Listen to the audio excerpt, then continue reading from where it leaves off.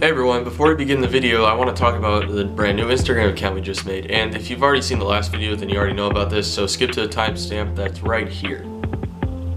Alright, for everyone else who doesn't know or isn't skipping, we just made an Instagram account pretty recently. So if you want to go follow us on Instagram, it's at CIRInvent, not at CIRInventions. Here's a screenshot of what our page looks like. Here's our handle.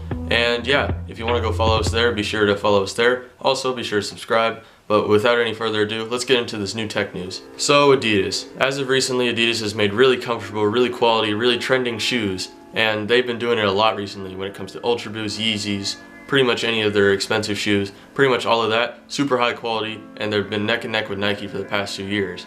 And even more recently, they've created this new type of shoe that may revolutionize the way that people buy and wear shoes from now until they're actually mass produced.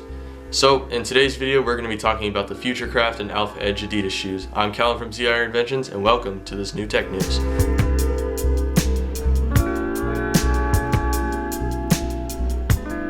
The Adidas Futurecraft and Alphaedge shoes are relatively new shoes for Adidas, as they only came out a couple of years ago. While these shoes may not look so special at first glance, you may look at the price tag and say, what? These are $300? They don't necessarily look any better than Boost. I don't really know why they're $300. Well, let's go over it.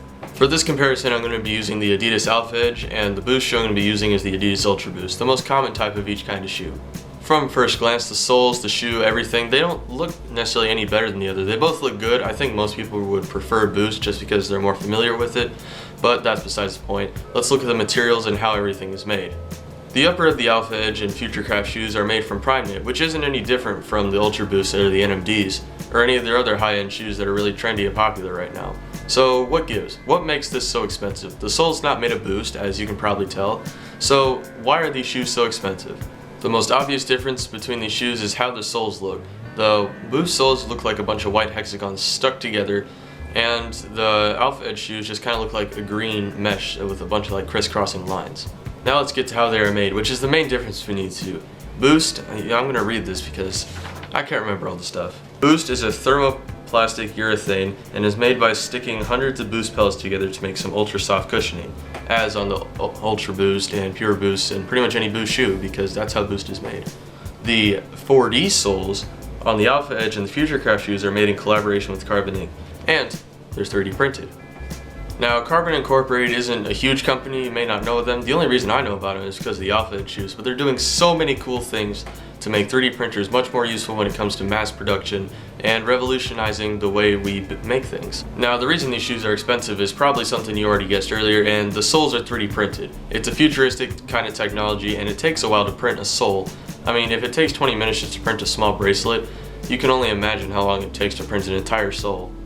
The Alphaedge and Futurecraft shoes are the first in a line of what Adidas hopes to be revolutionary shoes in a new way that we buy shoes. Adidas is hoping people will be able to go to the store, stick their foot on a scanner, and then they can get a custom sole printed out for them at the store, which is totally awesome. Custom shoes for everyone made on the spot. Now that just sounds really, really cool, and I'd really like to see it happen, and I can't wait to see this kind of stuff implemented in real life. But if we scale it down to just shoes, this technology could still change how the world shops for shoes and buys shoes. While this technology is cool, and I'll leave a link to the video that Carbon did with Adidas for these soles, it's in its early phases, and as most technology is in its early phases, it's super expensive. Let me find the name. The Adidas Futurecraft Invisible Prism, which retails on StockX for over $2,700. And to top it all off, Boost is considered a lot more comfortable than this Alphaedge 4D sole, whatever you want to call it. So for now, I would just go with Boost. Boost is super comfortable and really easy to find, especially compared to Alphaedge, and it's so much cheaper. Not to say that it's bad, it's just Alphaedge is really expensive, or 4D, or whatever it's called, you know what I mean. So I don't recommend that you go and buy these shoes just yet. Give it a few years and the prices will go down significantly. So that about wraps up this tech news. Thank you so much for watching. If you'd like to see more tech news and you have an idea of what I should go over, leave it down in the comment section below. Or, go to our Instagram page at CIRInvent and say something. I don't know. But that's all I have to say for today. I'm Callum from CIRInventions, and I'll see you in the next video.